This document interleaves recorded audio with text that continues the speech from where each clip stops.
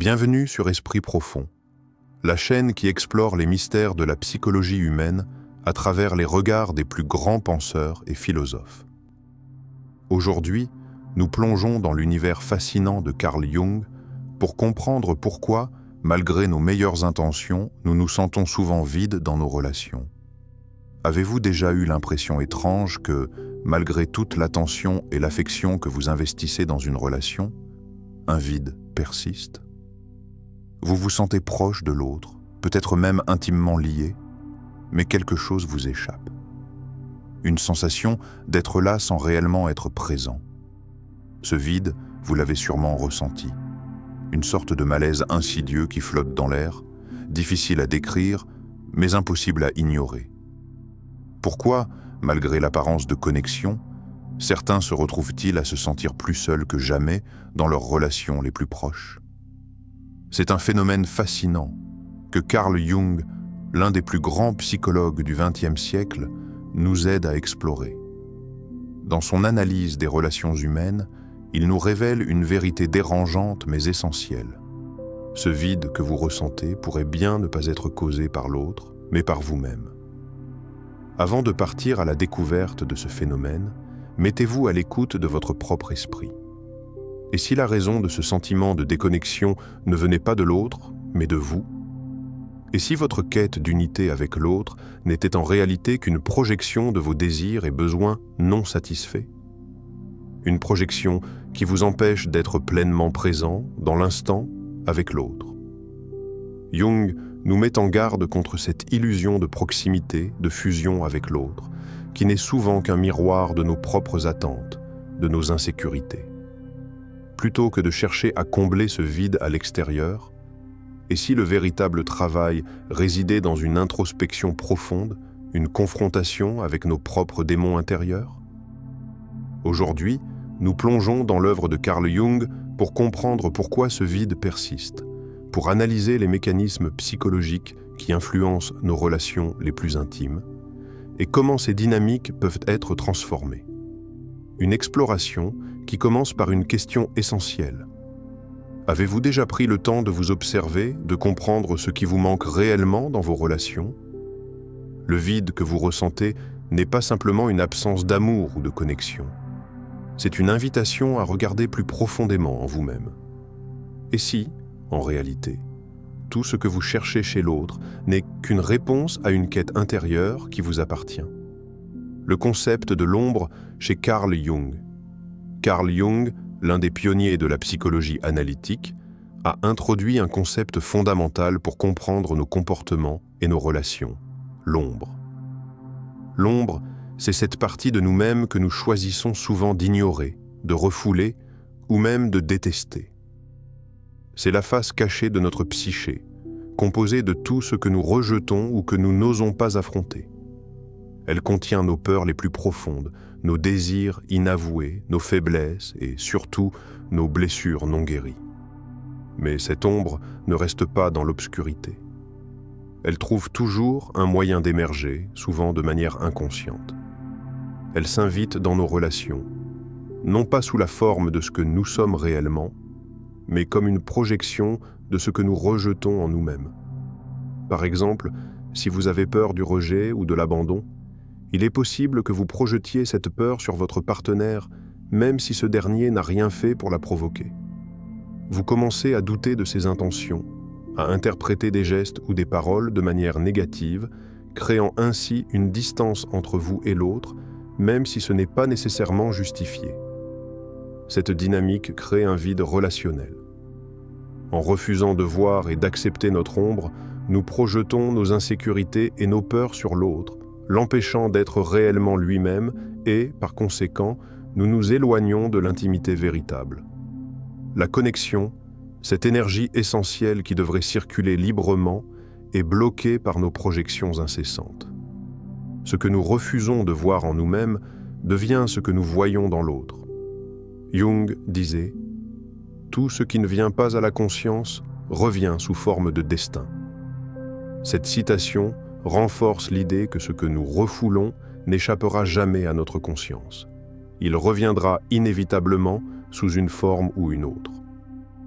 L'ombre même si elle est ignorée, continue d'influencer nos vies. En ne prenant pas conscience de ces parts d'ombre, nous laissons ces aspects non résolus de notre psyché guider nos comportements et saboter nos relations. Cette non-acceptation de soi-même est souvent ce qui empêche de tisser des liens profonds et authentiques avec autrui. Ce qui est fascinant, c'est que l'ombre ne se cache pas uniquement dans des défauts évidents. Elle peut aussi se manifester dans des comportements apparemment positifs ou acceptables, comme des attentes irréalistes, des idéaux de perfection ou une dépendance excessive à l'approbation des autres. Ce sont là des facettes de notre ombre, des mécanismes inconscients que nous avons intégrés au fil du temps, mais qui ne font que renforcer le vide intérieur. La véritable question que Jung nous invite à poser ici est la suivante. Sommes-nous prêts à accepter l'intégralité de notre être, y compris nos parts sombres? Car ce n'est qu'en acceptant notre ombre, en affrontant nos peurs et nos désirs refoulés, que nous pouvons espérer vivre des relations authentiques. Ce travail de l'ombre est un processus de guérison intérieure, un chemin vers la conscience de soi, où la projection cesse et où l'intimité véritable peut enfin émerger. Chaque relation, qu'elle soit amoureuse, amicale ou familiale, nous offre une occasion de rencontrer notre propre ombre. Plutôt que de chercher à changer l'autre, Jung nous invite à tourner notre regard vers l'intérieur et à accepter les parts de nous-mêmes que nous avons longtemps ignorées. En faisant cela, nous permettons à une nouvelle forme de connexion, plus profonde et plus authentique, d'émerger.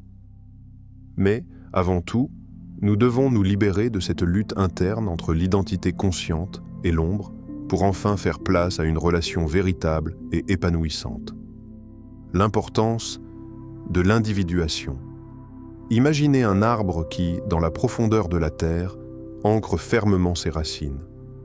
Ces racines, solides et vastes, s'étendent sous la surface, mais les branches, elles n'atteignent jamais la lumière du ciel. Elles restent fermées, recroquevillées sur elles-mêmes, incapables de se déployer. Cet arbre ne pourrait jamais réaliser son plein potentiel s'il ne laissait pas ses branches chercher le soleil, s'il ne s'ouvrait pas à la lumière pour croître et s'épanouir. Pourtant, c'est exactement ce qui arrive à beaucoup d'entre nous dans nos vies et dans nos relations.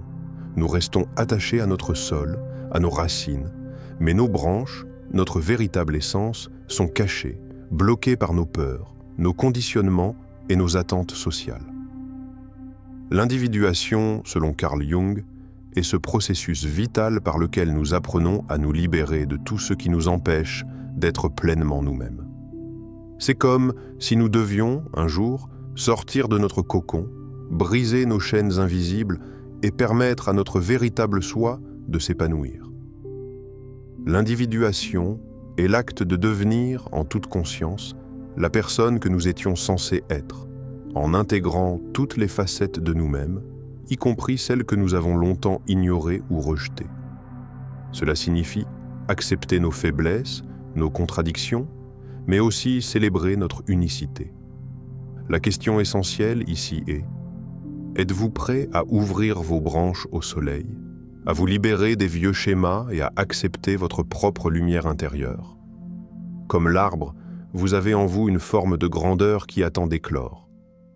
Mais cette grandeur ne se manifestera pas tant que vous ne vous affranchirez pas de vos limitations, qu'elles soient imposées par la société, par les autres ou par vous-même. Chaque masque que vous portez, chaque attente sociale que vous absorbez, vous éloigne un peu plus de votre véritable nature. Dans une relation, que vous soyez seul ou avec quelqu'un, l'individuation devient la clé pour établir des liens profonds et authentiques. Car comment pouvez-vous vous connecter pleinement avec l'autre si vous ne vous êtes pas encore connecté à vous-même, à votre véritable essence? Les relations ne sont pas un espace pour chercher à combler un vide ou à fuir une douleur intérieure.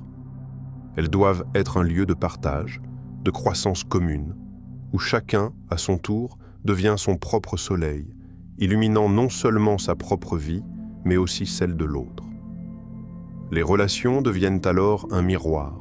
Si vous êtes complet en vous-même, si vous êtes ouvert à votre propre lumière, vous pourrez accueillir l'autre dans toute sa beauté et sa vérité. Mais ce n'est qu'en libérant votre propre potentiel que vous pouvez créer une connexion véritablement nourrissante. Les projections, les attentes irréalistes et les dépendances disparaissent lorsque vous êtes entier en vous-même, lorsque vous acceptez pleinement qui vous êtes et que vous êtes prêt à laisser cette vérité s'exprimer dans toutes vos interactions. L'individuation n'est donc pas simplement un processus de connaissance de soi, c'est un chemin vers la liberté. La liberté d'être pleinement soi, d'aimer sans peur, de créer des relations fondées sur l'authenticité et non sur l'illusion. Alors, êtes-vous prêt à vous regarder dans le miroir et à voir la personne que vous êtes vraiment, au-delà des masques et des rôles que vous avez portés jusqu'à présent? Êtes-vous prêt à libérer cette énergie intérieure qui attend d'être exprimée dans le monde, non seulement pour vous-même, mais aussi pour les autres? Le rôle des attentes irréalistes dans les relations. Pensez à une fois où vous avez attendu quelque chose d'un partenaire sans jamais le lui dire clairement. Peut-être avez-vous cru qu'il ou elle pouvait combler ce vide que vous ressentiez à l'intérieur, sans avoir à mettre des mots sur vos attentes.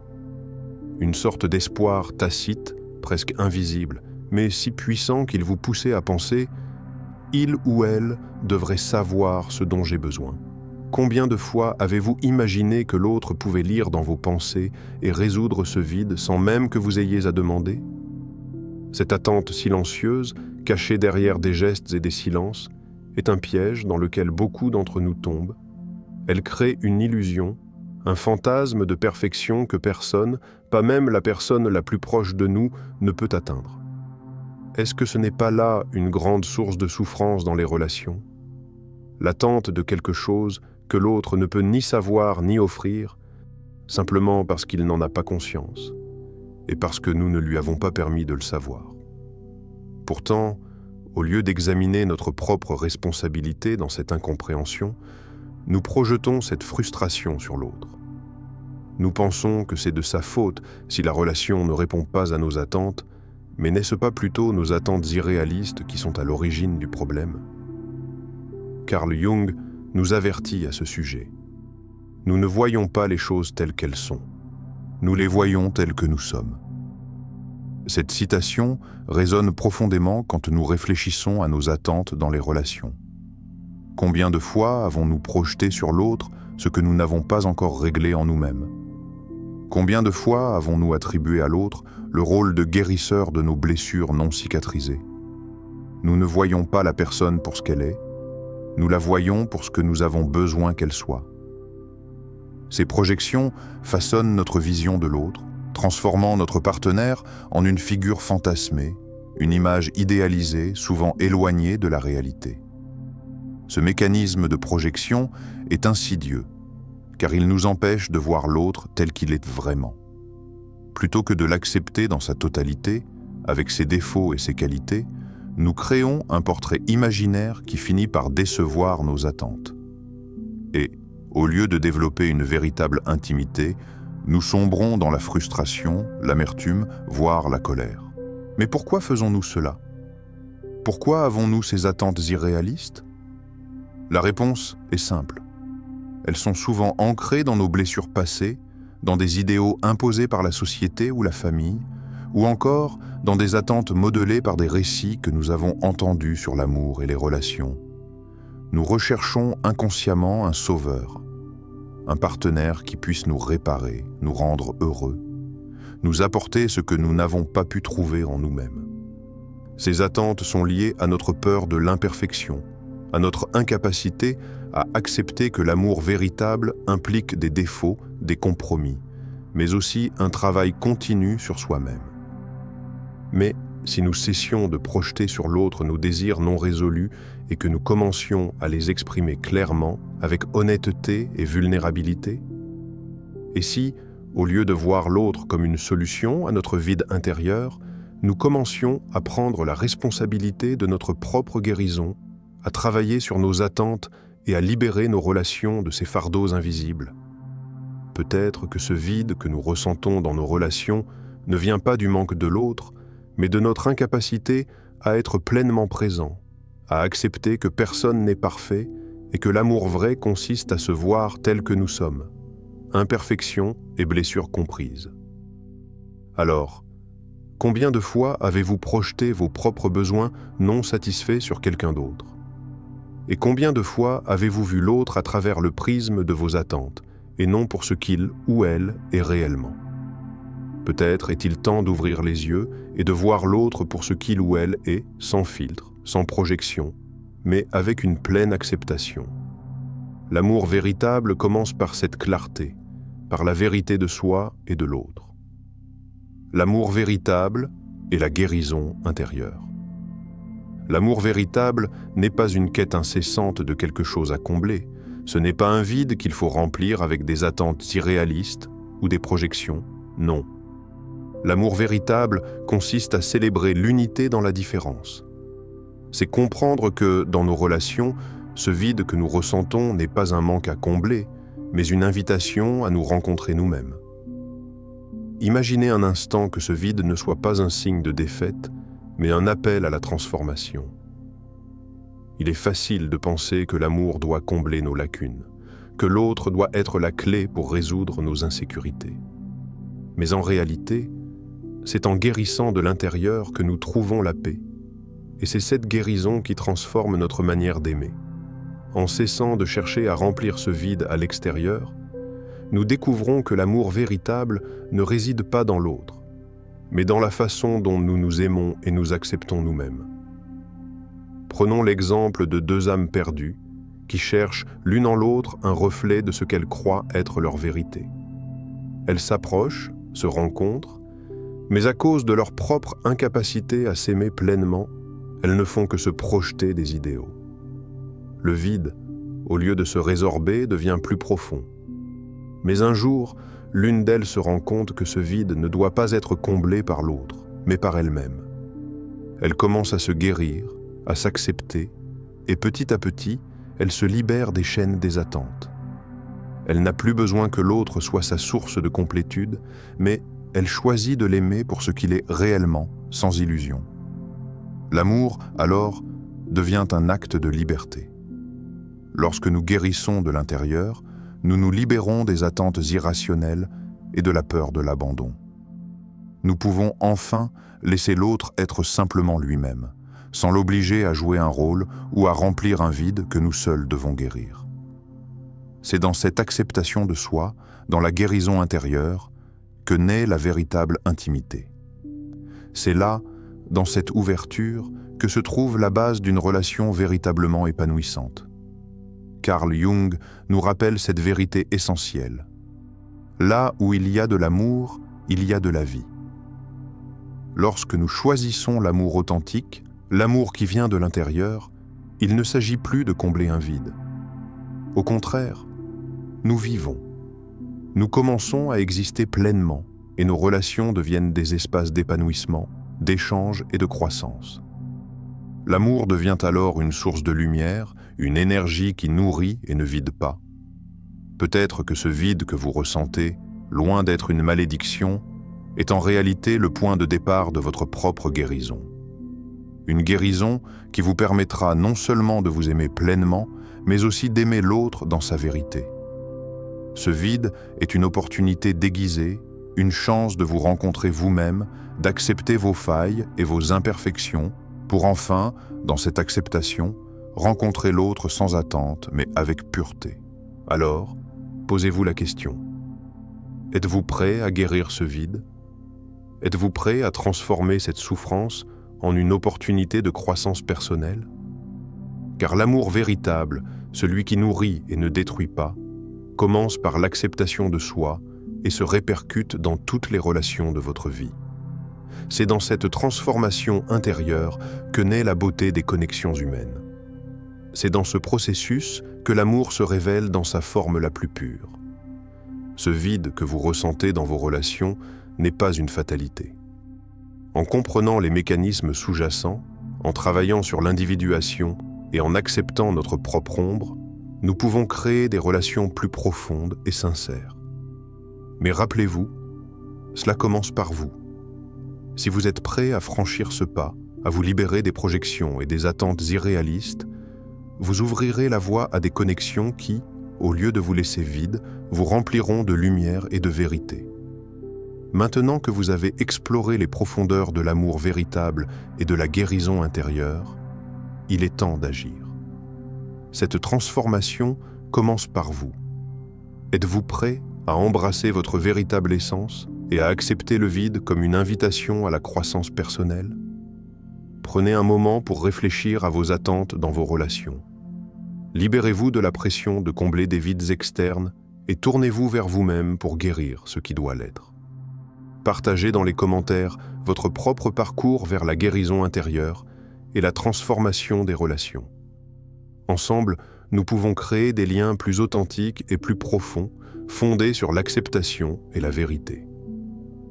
Si vous avez trouvé cette vidéo inspirante, n'oubliez pas de vous abonner à Esprit Profond, d'activer la cloche des notifications et de partager cette réflexion avec ceux qui en ont besoin. Rejoignez notre communauté de personnes prêtes à se libérer des illusions et à vivre des relations plus épanouissantes. Parce qu'en guérissant de l'intérieur, nous créons le monde dans lequel nous voulons vivre.